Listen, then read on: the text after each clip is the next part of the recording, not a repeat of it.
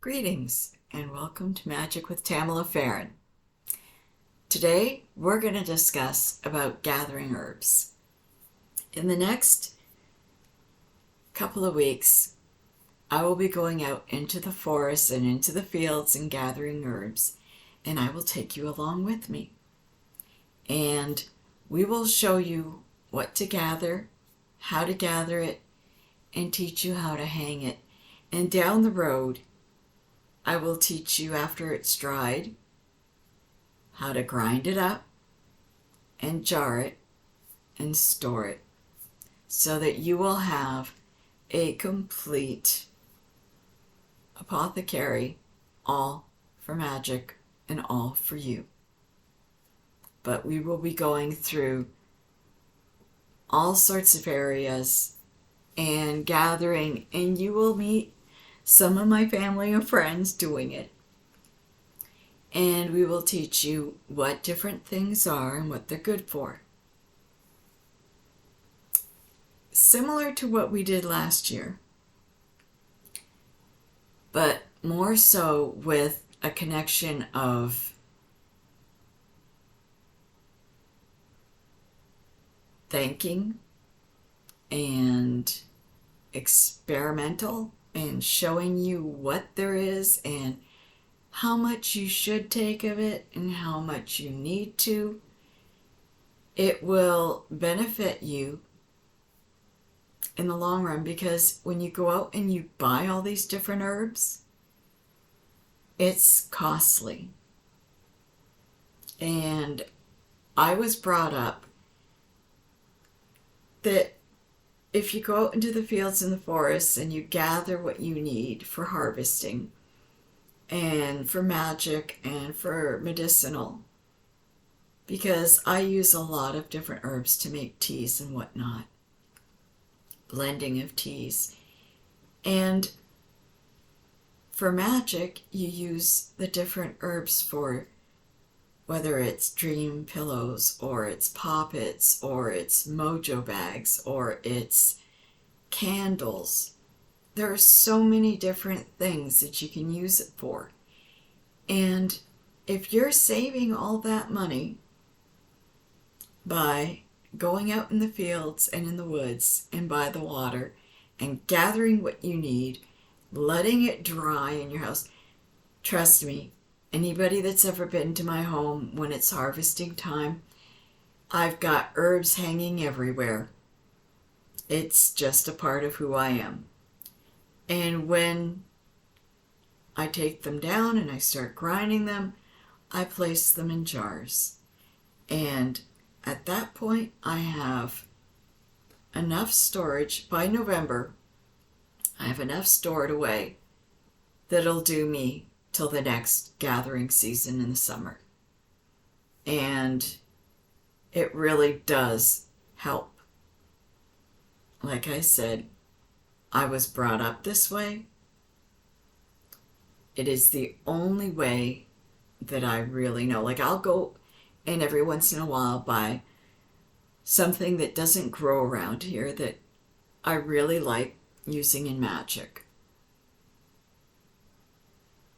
And the expense is outrageous.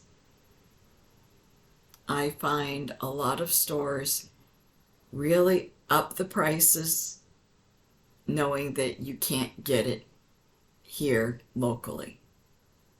So they'll up the prices. You can get stuff online for a better price. But for all the stuff that we've got around here, all the bounty that we've got, I prefer gathering my own. I know what's in it. I know how it's been cleaned. I know how it's been taken care of. And I feel better about it. And I love having the hanging herbs all over the house. It looks really awesome and it feels really good. The kids used to absolutely love it when I would bring in mint. If I had mint, spearmint, all different types hanging in the living room, the house smelled so good. And they would sit there and go, Mom, rosemary, basil, thyme, hanging up. The kids would just sit there and go, oh, it smells so good in here, Mom.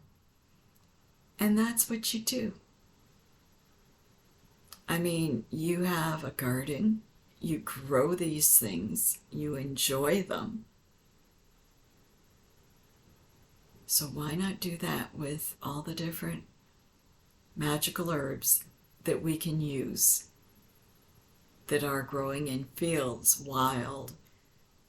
Nobody's using, nobody's even touching or going near. Let's take some of them and use them. They'll grow back.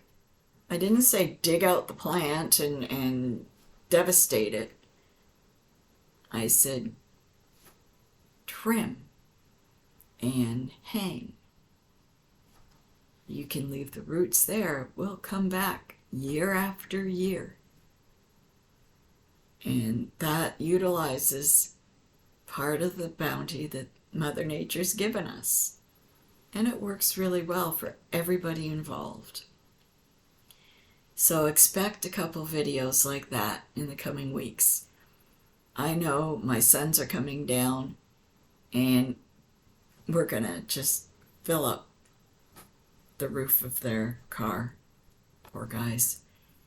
And I'm gonna try to grab a couple of friends and head out into the fields and into the woods and see what we can gather. Then I'm gonna grab my kids and go down to the river and see what we can get there. So there's lots of stuff around. Just find them and enjoy them. And if you come across wild mint or you come across sage or basil from an old garden that's overgrown, because when you go into fields, some of those fields were farms. Some of those farms had beautiful herb gardens.